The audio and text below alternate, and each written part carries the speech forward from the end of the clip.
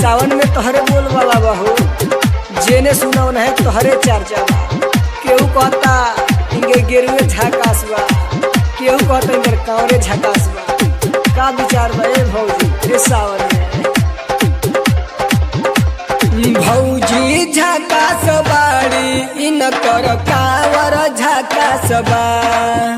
अरे भौजी झकास बाड़ी इनकर कांवर झकास बा।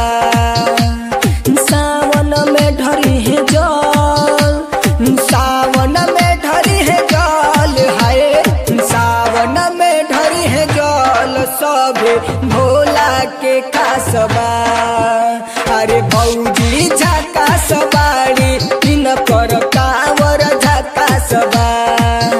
अरे भौजी झकास बाड़ी इनकर गेरुओ झकास बा।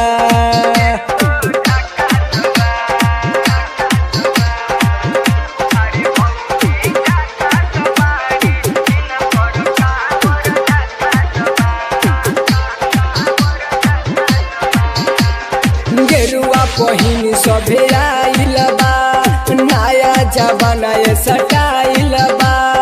गेरुआ पहिन सभे आइल बा, नया जमाना सटाइल बा। झूम के बरसे सावन बदरिया, सभे कांवरिया हयाइल बा, सभे कांवरिया हयाइल बा।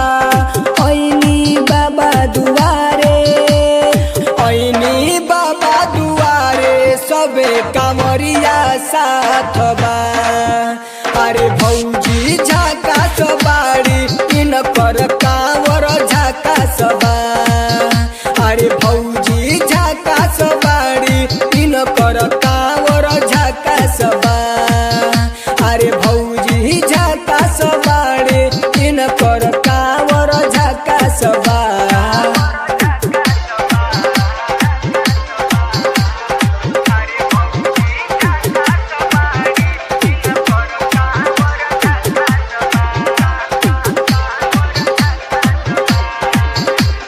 सुनी न मनी मनी सजी, गाई न बाबा के गीत जी। सुनी न मनी मनी सजी, गाई न बाबा के गीत जी।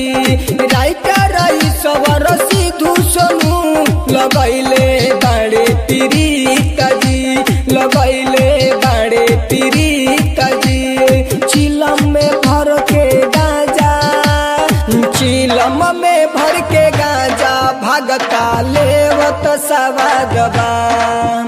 अरे भौजी झकास बाड़ी इनकर कांवर झकास बा। अरे भौजी झकास बाड़ी इनकर गेरुओ झकास बा। अरे बाबा की नगरी है, सब माफे माफ बा।